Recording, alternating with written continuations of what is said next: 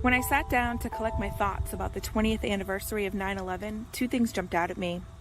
First, that everyone remembers 9/11 differently, where they were, what they were doing, who they were with when the plane struck the towers. All of those things evoke these visceral memories that come rushing back every year. I actually don't like calling it an anniversary. I feel like anniversaries are things to be celebrated. This actually feels more like a remembrance.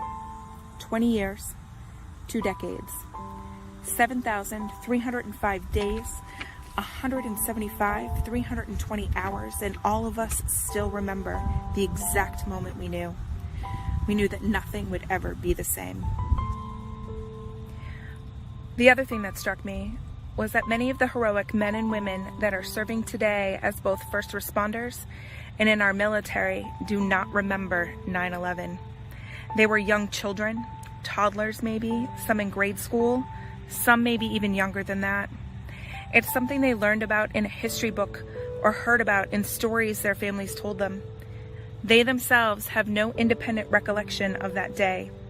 To put it in context, more than 70 million people have been born in the U.S. since 9/11, 2001. The impact of the events of 9/11 and what they have done to our nation have left a gaping hole in our collective heart. The collateral damage has been felt everywhere, radiating from the epicenter of the Twin Towers in New York to the Pentagon and on to Shanksville, Pennsylvania, pushing out to every corner of every community. Even today, 20 years later, it's difficult to find a part of American life that has not been touched by its effects. It's a day in my mind marked by its own experiences, my own personal and that of my closest loved ones, but more so by the paths it set others on, the events that it set in motion, and the ripples that play out even now.